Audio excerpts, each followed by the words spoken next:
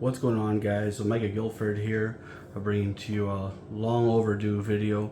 I'm going to be doing a deck profile today just to start things off, because you know what the channel is all about.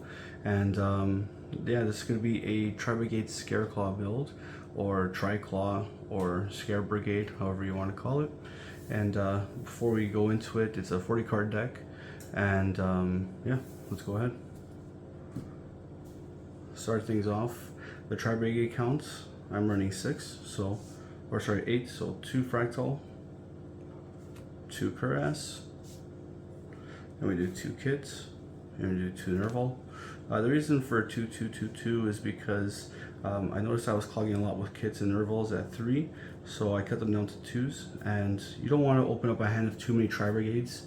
You want some going second cards, and you want some Scare-Claw cards as well. But other than that, that's the Tri-Brigade lineup. Then we've got for the Scare-Claw engine, 1 Visa Starfrost, we got 2 Scare-Claw Right cards, and 1 Scare-Claw Kashtira. Then for the little Scare-Claws, we got 1 Balloon, 1 Astra, and we got 2 Acro. The reason for 2 Acro is it can boost up your Link quite a lot, and you can OTK very easily, especially if you just have 1 Acro and the Astra. You get 2 attacks and it'll be 4200, so it's OTK. Fairly simple. That's it for the Scare-Claw monsters. Onto the hand traps. We're running 3 Ash Blossom, Enjoy a Spring, because it's the most generic hand trap and hits everything in the meta pretty much.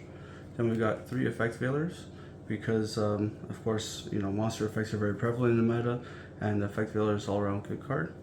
And then we got 2 DD Crows. I ran 2 DD Crows over the 1 because I feel like sometimes I want to open with it. And it being a tri-beast is really good as well, but typically builds only run 1 because you can search offshore reg, but I do like the 2 counts. Onto the spells, we've got 1 Primitive Planet Arachnophobia, and we got 1 Scare-Claw Rival for the Scare-Claw spells. I tried the 2 Arachnophobia before, but I feel like I was opening too many of the field spells, so I cut it down to 1, because in a 40 card deck you don't really want to see it, you'd rather search it. But yeah, and then the Rival has a good secondary effect not a lot of people know about, where it can protect your Link monster by banishing itself from the graveyard. So that's fairly neat. Then for the board breaker, we have triple Droplet. I chose to run just triple Droplet over Droplet and Dark Ruler in the main because Droplet synergizes really well with the deck. You know, dumping your Tri-Brigade stuff, also dumping your you know, your Scare-Claw monsters for when you link up to your Link 3, and you can start reviving them. All around good card. Then we got 3 triple Tactics Talons. With so many hand traps in meta, having this going first or even second is really helpful, especially because all 3 effects are very broken. It sucks when you open multiples or when you draw into it, but you want to see this card opening your hand, right? Then for last spells, we have 1 Call by the Grave and 1 Foolish Burial. Call by the Grave, self-explanatory. Same with Foolish, you know, Foolish your Kit, Foolish your Nerval, get your plays going. Onto the traps, I run 3 Infinite Impermanence. Again, monster effects are very prevalent, so you want to be negating those, and the fact that it doesn't lose to triple Tactics Talons is really strong. Plus, if you set it, you know, it gets added effects, which we all know about. Onto the Tri-Brigade trap, Revolt, just a 1 of, searchable, so you don't need to run multiples, and if you run multiples, you're going to be breaking with it. And then we got 1 Splash and 1 Twin Saw. Splash, I run it because it's an Omni Negate while on field, which is fairly strong. The attacking while in defense comes up here and there, but it's not that important. Twin Saw is a really good card. It's like an Icarus attack, and it can do a lot of damage if you open up fairly poorly. Okay, so that's it for the main deck. Once again, that's 40 cards. I was thinking of upping the count, but I wanted to be able to maintain consistency because the deck does play pretty well. You just get awkward hands sometimes with the opening multiple Nervals or you know, even opening multiple kits. It's not the greatest, but at the end of the day, the consistency is king. Then we go with 1 Scare-Claw Lightheart, starting off the extra deck with. And then the 2 Tri-Brigades, we got Bear Broom and Farragut. self-explanatory. You need them for the deck. Then we have our other link 2s, IP Masquerena, Donner for hire. The reason I run Donner is because sometimes when you link climb, and if it's not a tri-beast, you want to be able to still make some plays, so you can go ahead and make Donner with them. Also, the add effect that it can destroy your card is fairly good, especially if you're going second.